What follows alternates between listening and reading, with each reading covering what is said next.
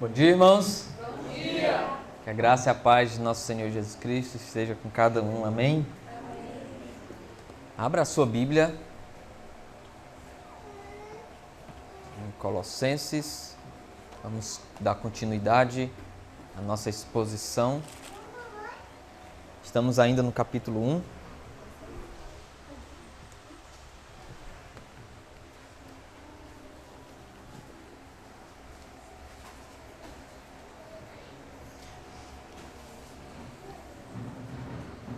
Vamos ler até o versículo 14.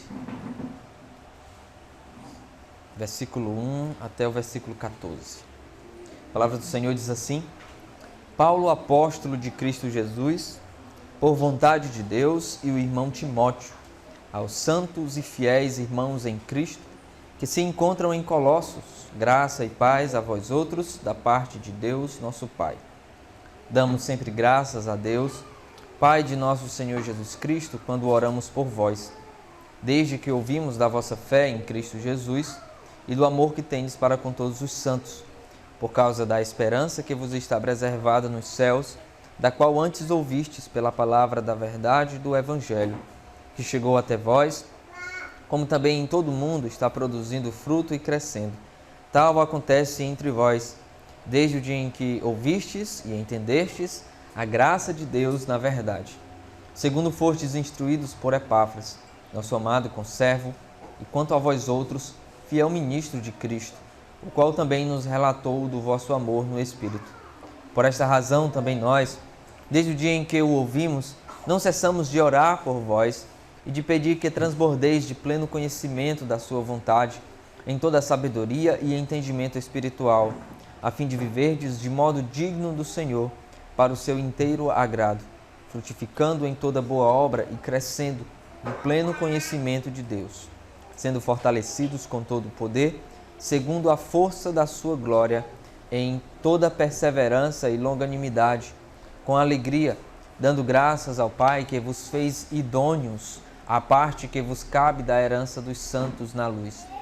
Ele nos libertou do império das trevas e nos transportou para o reino do Filho do seu amor, no qual temos a redenção, a remissão dos pecados. Vamos orar. Senhor nosso Deus, queremos te agradecer por esse tempo tão precioso. Queremos te agradecer porque o Senhor nos reuniu mais uma vez, o teu povo, para adorar o Senhor, para que o Senhor ouça a voz não de um indivíduo, mas da tua igreja, clamando ao Senhor em oração, em louvores. Queremos agora te ouvir através da tua palavra. Queremos aprender do Senhor. Muito obrigado pela salvação. Muito obrigado porque o Senhor nos resgatou. Muito obrigado porque o Senhor tomou a iniciativa. Nós não tínhamos forças para sairmos do império das trevas, mas o Senhor nos resgatou com mão poderosa. Nós te louvamos, te agradecemos, em nome de Jesus Cristo. Amém. Muito bem, irmãos. Hoje nós vamos nos concentrar em dois versículos, versículo 13 e versículo 14. No domingo passado, nós vimos que o encher-se do pleno conhecimento da vontade de Deus gera resultados. Obrigado. Nós vimos que encher-se do pleno conhecimento da vontade de Deus gera resultados. E esse resultado é o viver digno do Senhor para o inteiro agrado dele, com os seus desdobramentos que nós vimos no decorrer dos versículos 9 até o versículo 12. No verso 12, o apóstolo Paulo termina o versículo 12 afirmando que Deus nos fez idôneos ou dignos, capazes de pertencermos ou participarmos da herança dos santos na luz. Deus nos fez isso, Deus nos capacitou, nos tornou dignos de fazermos parte, de participarmos de alguma maneira da herança dos santos, que pertence aos santos na luz. O verso 13, portanto, está intimamente ligado com o versículo 12.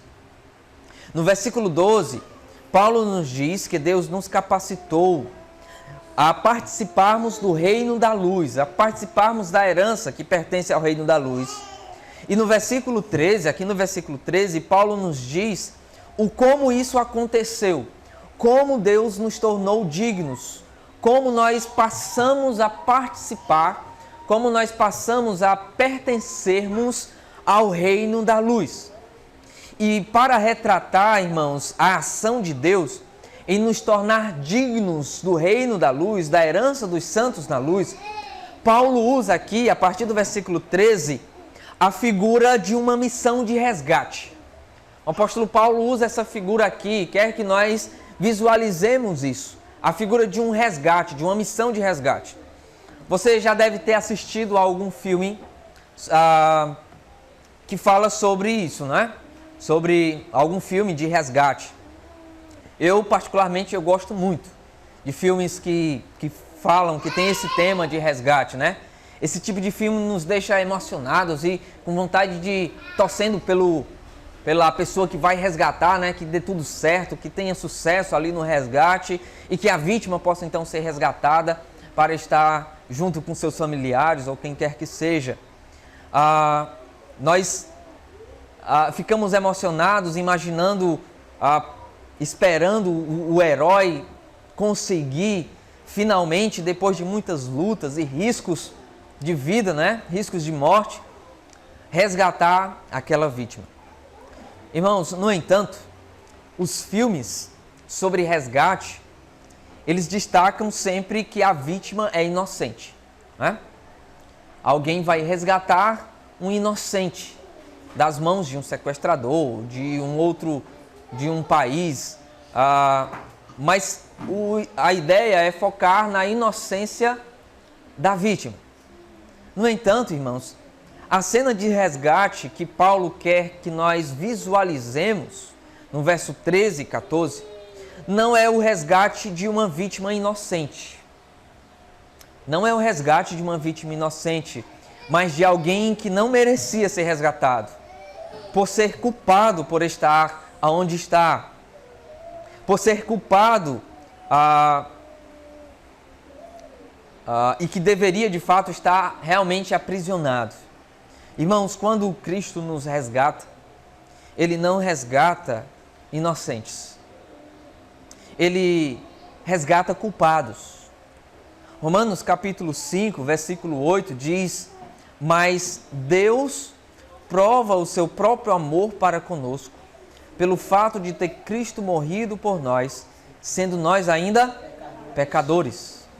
Essa era a condição em que nós nos encontrávamos antes de termos sido resgatados. Não éramos inocentes, não estávamos ansiosos para sermos resgatados. Deus nos resgata mesmo assim, mesmo sendo culpados, nos tira do império das trevas. O apóstolo Paulo começa então no versículo 13 falando desse resgate. Versículo 13 diz assim: Ele nos libertou do império das trevas, ou do reino das trevas. Irmãos, a primeira razão pela qual nos tornamos dignos, entendendo que o versículo 13 e 14 está intimamente ligado com o versículo 12, a primeira razão pela qual nos tornamos dignos de pertencermos ao reino da luz foi porque Deus nos resgatou do império das trevas. Paulo pressupõe aqui, irmãos, ao dizer que Deus nos resgatou, ele pressupõe que nós estávamos como que aprisionados, como que num cativeiro. Antes de sermos encontrados por Deus, nós estávamos aprisionados em um reino cuja característica era de trevas, cuja característica deste reino ao qual nós estávamos aprisionados era um reino de trevas. Nós podemos perceber aqui, irmãos, o apóstolo Paulo fazendo um paralelo, talvez, do que aconteceu com ele. Abra em Atos, capítulo 26.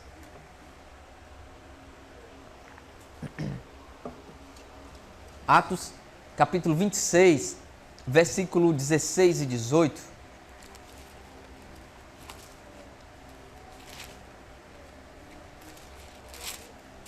Quando Paulo estava sendo julgado ali, ele apresenta a sua defesa, versículos 18 a 16. Perdão, 16 e 18.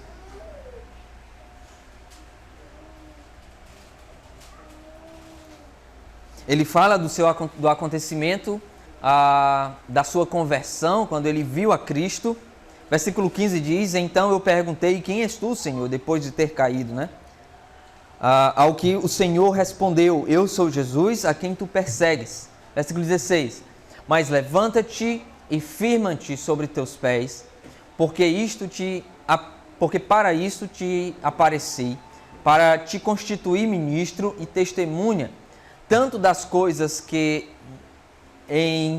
me viste, como naquelas pelas quais te aparecerei ainda, livrando-te do povo e dos gentios para os quais eu te envio, para lhes abrires os olhos e os converteres das trevas para a luz, e da potestade de Satanás, ou do poder de Satanás, o domínio, para Deus, a fim de que recebam eles remissão de pecados e herança entre os que são santificados pela fé em mim. Perceba que é muito parecido o que o apóstolo Paulo destaca aqui na sua defesa daquilo que ele fala aqui no versículo 13 e 14. Podemos até supor que o apóstolo Paulo estivesse pensando no seu resgate do reino das trevas para o reino da luz, quando ele escreveu essa carta aqui. Talvez ele estivesse pensando sim no próprio resgate. Claro, não também deixando de fazer um paralelo entre o resgate de Israel do cativeiro do Egito para a terra prometida. Seja qual for, irmãos, o pensamento de Paulo aqui, o que ele quer trazer à mente dos colossenses é que existe dois reinos. Um é de trevas, o outro é de luz. Os que vivem nas trevas precisam e necessitam ser resgatados, assim como ele e os colossenses foram quando creram no Senhor Jesus Cristo. Irmãos, esse reino de trevas, as trevas aqui, caracterizam esse reino tenebroso. Essas trevas representam mais do que simplesmente a escuridão da falta da luz do dia. As trevas aqui, ou nas Escrituras, muitas vezes, geralmente representam a condição de pecado, a condição de ignorância, a condição de morte e falta de discernimento das coisas de Deus. Representa o distanciamento da vida de Deus. Irmãos, as trevas desse reino, o qual fomos resgatados, não é apenas externo aos cativos desse reino. As trevas não estão longe ou por fora deles. As trevas envolvem e adentram o coração do pecador que está preso nesse reino. As trevas envolvem a mente e o coração desses cativos. Irmãos, as trevas descrevem também a obscuridade de entendimento, a falta de conhecimento das coisas concernentes a Deus, irmãos. Não somente representam essa ignorância, como também representa a própria rejeição deliberada de Deus por parte dos habitantes que vivem no reino das trevas. João capítulo 3, versículo 19, nos diz que os homens amam mais as trevas do que a luz. Por quê? Porque as suas obras eram más. Assim é a condição da humanidade, cativa no reino das trevas. Anda como se estivesse na mais profunda escuridão, não sabendo a que caminho tomar. Provérbios capítulo 4, versículo 19, nos diz como é que é a vida do ímpio que vive na escuridão.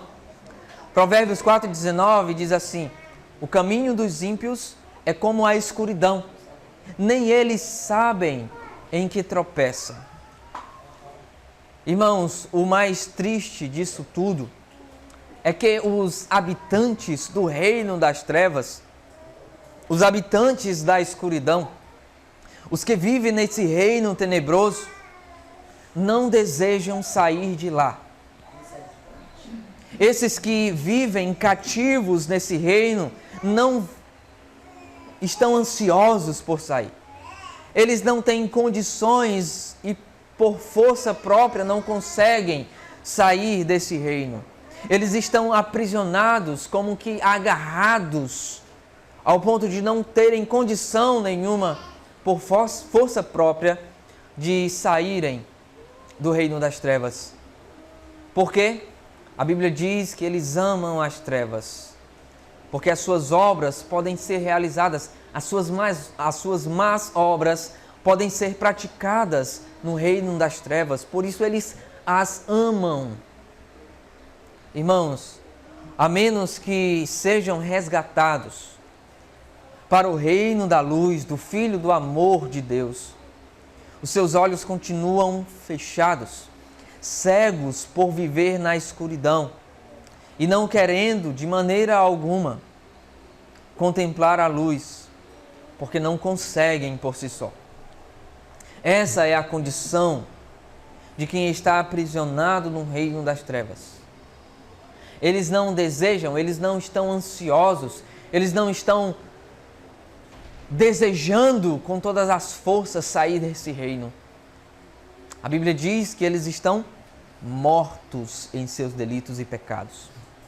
O apóstolo Paulo, em Efésios, nos fala um pouco mais da condição em que esses que vivem no reino das trevas se encontram. Capítulo 2 de Efésios, versículo 1 e 2 e versículo 3 também, o apóstolo Paulo nos diz assim: Ele nos deu vida, estando vós mortos em nossos delitos e pecados. Versículo 2, do capítulo 2 de Efésios.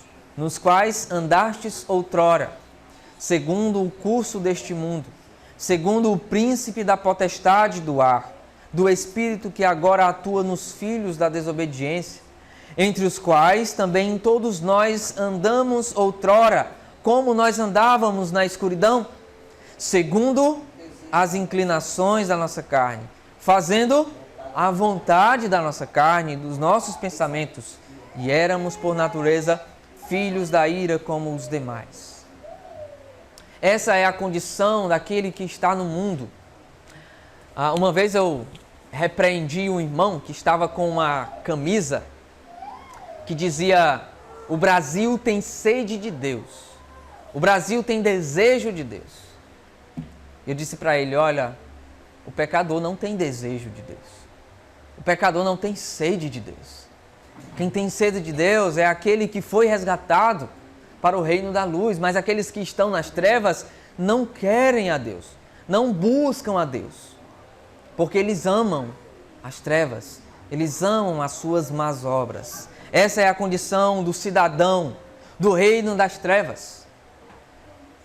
Eles não estão como inocentes, como vítimas em última instância. Eles amam aquele lugar. Eles estão vivendo ali segundo os seus próprios pensamentos, fazendo a vontade da carne, sendo governados pelo governante desse reino, pelo o príncipe desse reino, que é Satanás, e o seguem cegamente. Por isso não há condições para que o pecado saia por si só do reino das trevas. Ele não consegue. É por isso que Paulo exalta, irmãos, a soberania de Deus na tomada da iniciativa de nos resgatar. Paulo diz no versículo 13: nós nos libertamos do império das trevas, é isso? Não, Ele nos libertou. Ele nos libertou do império das trevas. Da mesma Deus, irmãos, Deus mesmo foi quem tomou a iniciativa de nos libertar. Ele mesmo foi ao nosso encontro e não nós ao encontro dele. E é sempre assim. É sempre assim no que diz respeito à salvação do pecador. Deus é sempre aquele que toma a iniciativa. Deus é sempre aquele que vai em busca do pecador. Não foi assim com Adão e Eva? Não foi Deus quem os buscou? O que foi que eles fizeram? Esconderam-se, fugiram da presença de Deus. É Deus quem nos conduz, é Deus quem nos transporta para o reino de Deus. Irmãos, o texto não para por aqui. Ele continua e diz que não somente fomos resgatados pela soberana vontade de Deus, dessa misericórdia maravilhosa, mas nós fomos levados, nós fomos conduzidos, nós fomos transportados para um outro reino, o reino do Filho do seu amor, o reino de Cristo. Perceba aqui, mais uma vez, o apóstolo Paulo querendo exaltar a pessoa de Cristo, lembrando que o tema dessa carta é a supremacia de Cristo. O apóstolo Paulo quer incutir na mente dos colossenses que Cristo é Senhor sobre todas as coisas e que o reino no qual nós vivemos agora pertence a Jesus Cristo. Ele diz que Deus nos resgatou e nos transportou para o reino do Filho do seu amor. Irmãos, esse resgate, esse resgate teve como propósito nos transportar para o reino do seu Filho amado, Jesus Cristo. Esse novo reino pelo qual nós fomos transportados, ao qual nós fomos transportados, é um reino de luz. Perceba o que o apóstolo Paulo fala no versículo 12, dando graças ao Pai, que vos fez idôneos, a parte que vos cabe da herança dos santos na luz. Esse reino é um reino de luz, contrastando com o reino das trevas. Esse reino tem como o rei, governante supremo, Jesus Cristo. Irmãos, não havia outro reino no meio do caminho. Não havia outro reino no meio do caminho, só existiam esses dois reinos. Só existem esses dois, o reino das trevas e o reino de luz do Filho amado de Deus. Ou somos resgatados para pertencermos ao reino de luz, onde Cristo é Senhor, e temos a vida eterna, e somos governados pelo amoroso governo de Jesus Cristo, ou morreremos no reino das trevas, em nossos pecados, banidos da face de Deus para sempre. Só existem esses dois reinos, o reino de luz, o reino das trevas. Não há meio termo, irmãos. Não existe um reino intermediário. Ou você faz parte do reino de Cristo, ou você ainda é um cidadão das trevas, que é governado por Satanás e pelos seus próprios pensamentos. A que reino você pertence? Perceberam, irmãos, que em ambos os reinos, tanto os das trevas quanto o da luz, nós somos governados por seus respectivos governadores. Perceberam que fazer parte desses reinos implica em prestar obediência aos seus respectivos governantes.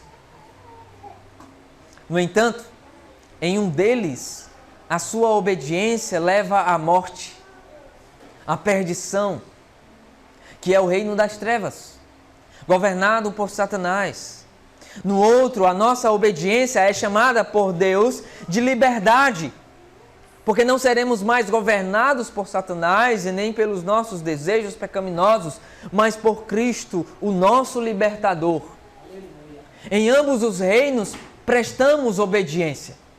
Em ambos os reinos, devemos obedecer ao nosso Senhor. No entanto, nós obedecemos para a morte. No outro, nós somos chamados de libertos.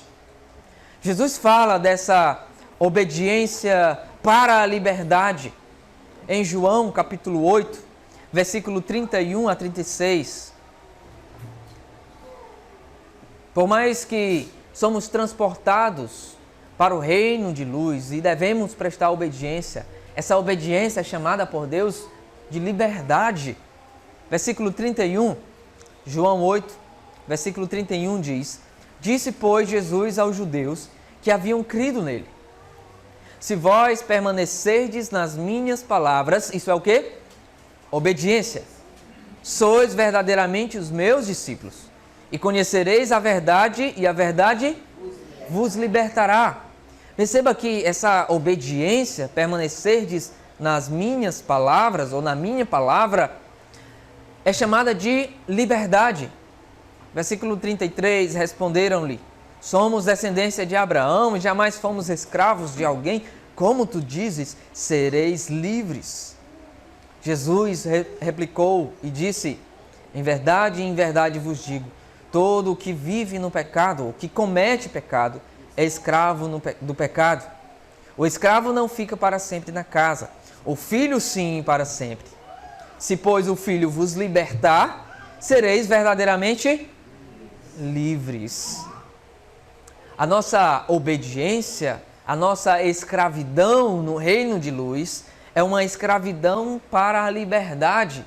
Vai entender, não é? Mas é assim que as Escrituras denominam essa nova obediência. É uma obediência para a liberdade. No reino das trevas, éramos governados por Satanás e pelos nossos próprios desejos e pensamentos pecaminosos, e que, portanto, éramos escravos do pecado para a morte. No reino da luz, nós somos governados pelo Senhor Jesus Cristo e, portanto, somos escravos de Cristo agora. Mas espera aí. Somos escravos? Que conversa é essa? Nós somos escravos? Nós não somos livres? Sim, nós somos escravos. Somos livres também, mas somos escravos. Essa é a linguagem que a Bíblia utiliza para descrever a nossa condição agora do novo reino da luz. Tanto antes, quando cremos, como também depois que cremos. Nós somos escravos de qualquer forma. A palavra de Deus nos diz, irmãos, que a nossa condição é sempre de escravidão. Nós não somos livres para fazer aquilo que nós queremos. Nós nunca deixaremos de ser escravos de alguém. Essa é a realidade. A questão é: quem é o nosso Senhor? A quem você pertence? De quem você é escravo? Você nunca vai deixar de ser escravo de alguém. Você sempre será escravo. O apóstolo Paulo deixa mais claro isso em Romanos capítulo 6. Romanos capítulo 6.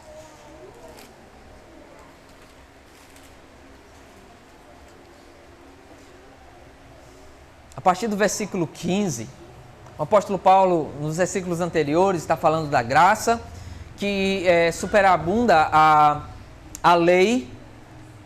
Versículo 14 diz: Porque o pecado não terá domínio sobre vós, pois não estáis debaixo da lei, e sim da graça. E aí ele faz aqui algumas perguntas retóricas no versículo 15. Diz assim: e daí? Haveremos de pecar porque nós não estamos mais debaixo da lei, e sim da graça?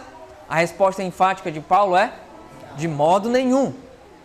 Não é porque nós não estamos debaixo da lei não estamos mais debaixo da lei que vamos viver no pecado. De modo nenhum.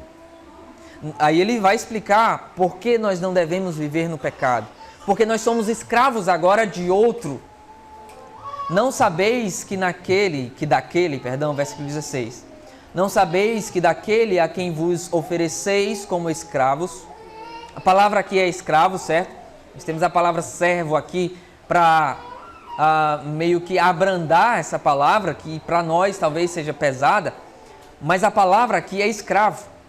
Não sabeis que daquele a quem vos ofereceis como escravos para a obediência, desse mesmo a quem obedeceis, sois escravos, seja do pecado para a morte ou da obediência para a justiça. Mas, graças a Deus, porque outrora escravos do pecado, contudo viestes a obedecer de coração a forma de doutrina a que fostes entregues. Versículo 18. E uma vez libertos do pecado, fostes feitos servos ou escravos da justiça. Versículo 22 deixa ainda mais claro. Agora, porém, libertados do pecado, transformados em escravos de Deus, a palavra aqui é escravo, certo? Escravos de Deus, tendes o vosso fruto para a santificação e, por fim, para a vida. A obediência no reino da luz gera vida, gera justiça para a vida eterna. A obediência do reino das trevas gera o quê? Versículo 16, morte. Morte. Irmãos, ao sermos transportados, portanto, para o reino de Cristo, não é mais ao pecado que devemos obediência e, portanto, nós somos livres do pecado. Ele não é mais o nosso dono. Ele não é mais o carrasco que nos domina. Ele não nos governa mais. Fomos libertos do pecado para sempre. Somos livres agora, livres para obedecer. Somos libertos agora para podermos, enfim, obedecer a Cristo. Essa é a verdadeira liberdade.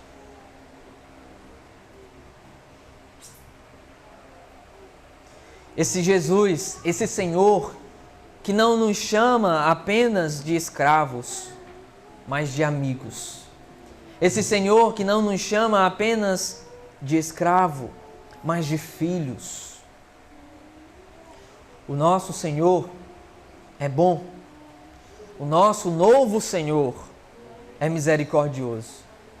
O nosso novo Senhor tem fardos, sim. Mas esses fardos são leves.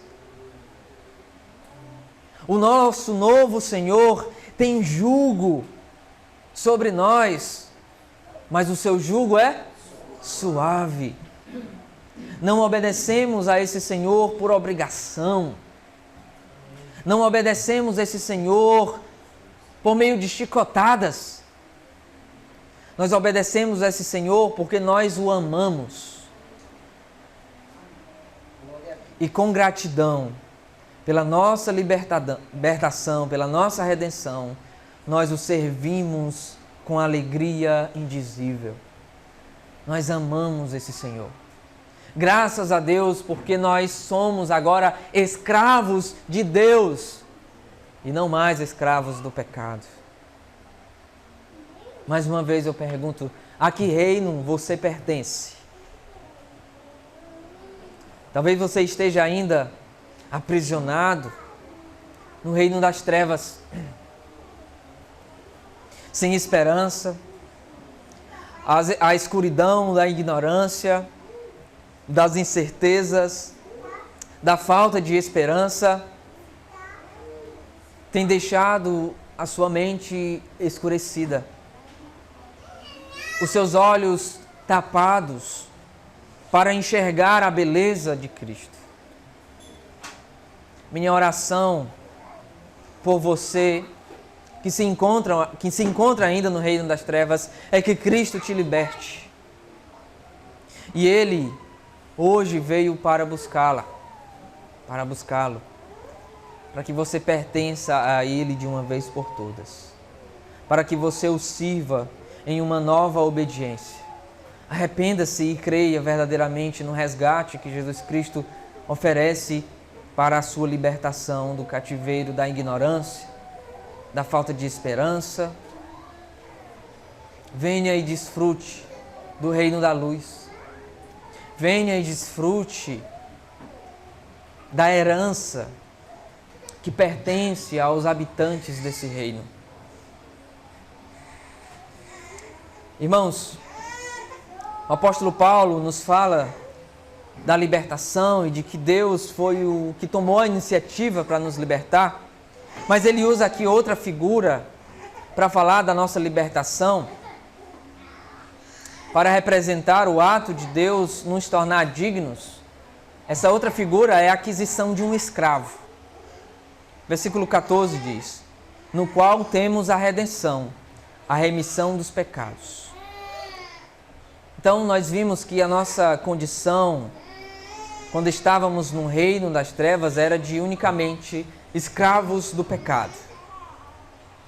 Essa expressão, irmãos, redenção, traz a ideia de uma aquisição de algo, da compra de algo, mas precisamente a compra de um escravo. O nosso resgate, portanto, inclui um pagamento para que esse resgate tenha sucesso. Talvez um resgate para ter sucesso seja um resgate que não derrame sangue. Para que um resgate seja bem sucedido, as vítimas não podem derramar sangue, não podem se ferir. No entanto, no nosso resgate, a vítima se feriu. No nosso resgate, a vítima foi quem nos resgatou. Jesus Cristo.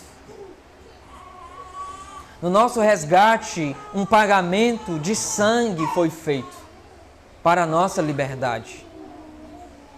Mas a questão é, para quem esse pagamento foi feito? Alguns acreditam que esse pagamento foi feito para Satanás. Então esse pagamento foi feito para Satanás e Satanás nos liberta. Não é assim. Não é assim. Esse pagamento foi feito pelo próprio Deus. A ira dele estava sobre nós.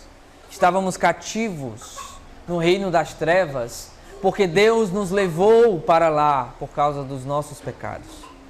E para que fôssemos libertados, o pagamento deveria ser feito a Deus, que nos conduziu para o reino das trevas por causa do nosso pecado em certa medida. O preço pelo nosso resgate foi o sangue de Jesus Cristo. A morte dele nos comprou.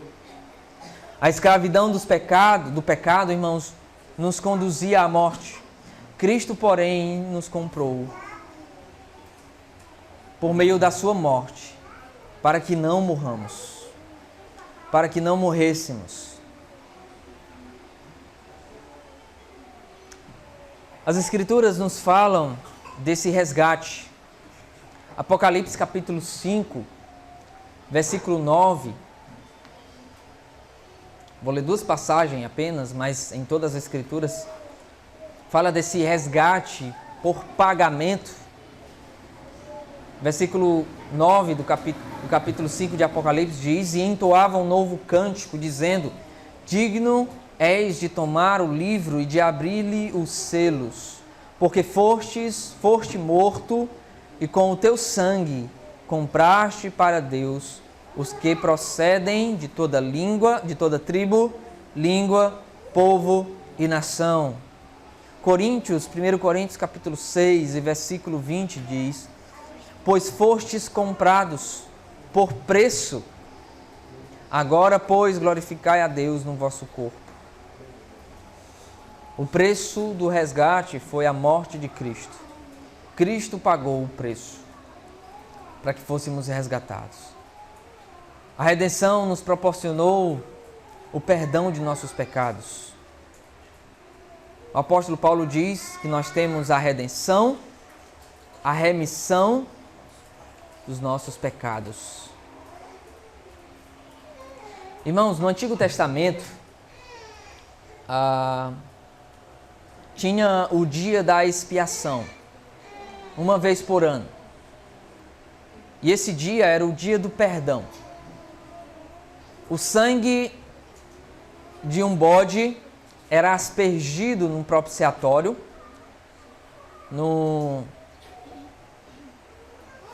onde Deus ficava, a sua glória era representada, mas um outro bode era apresentado também.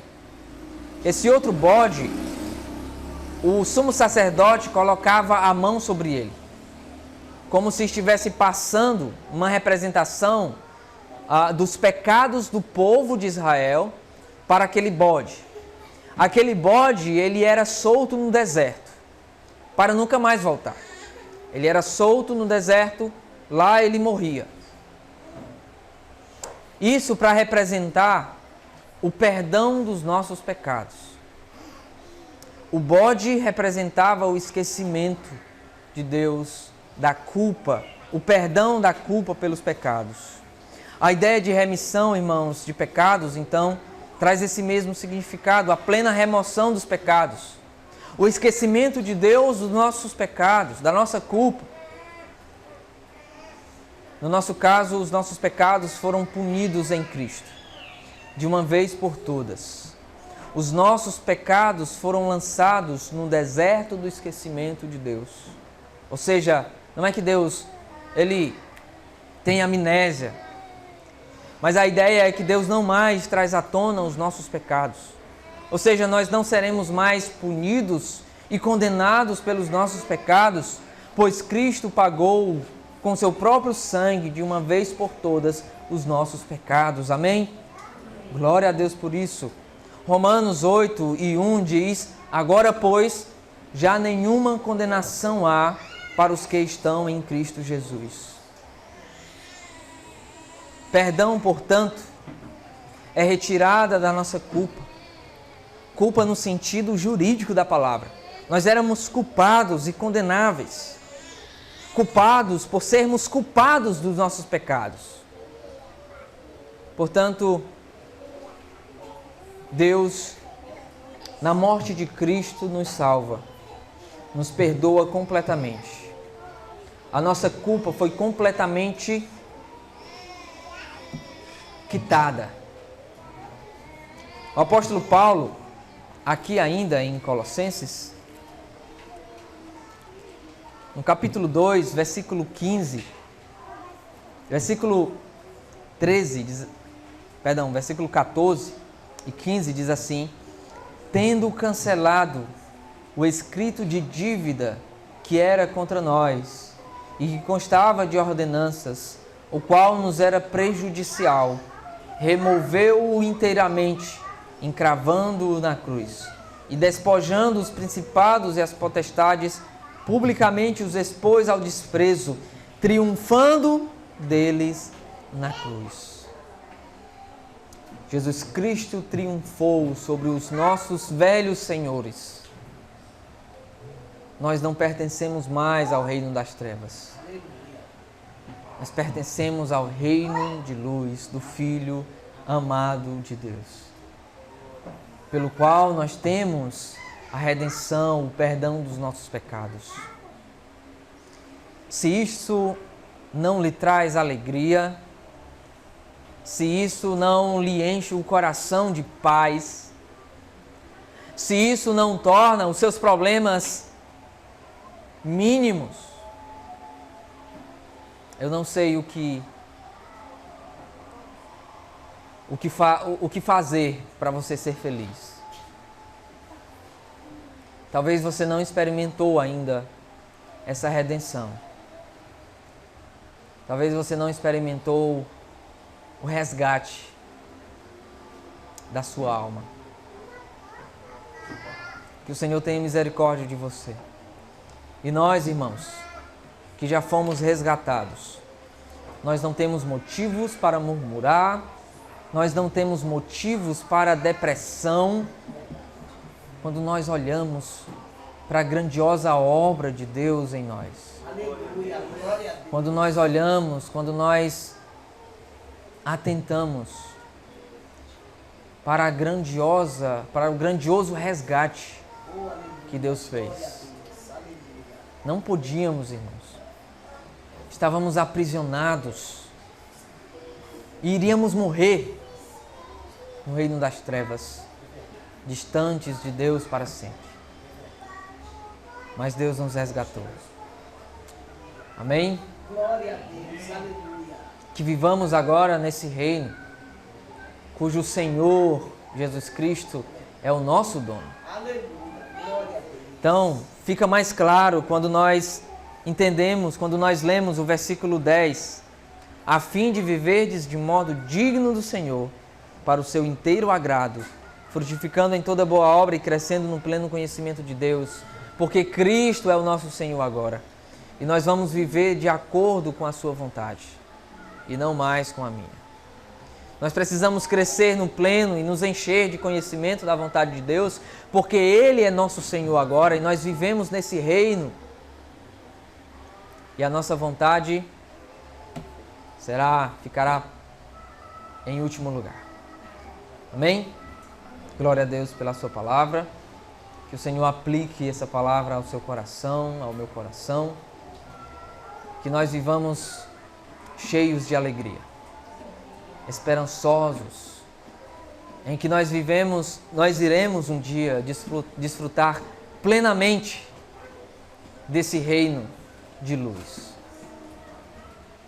Nós não desfrutamos plenamente dele ainda, mas nós já desfrutamos. E isso é maravilhoso.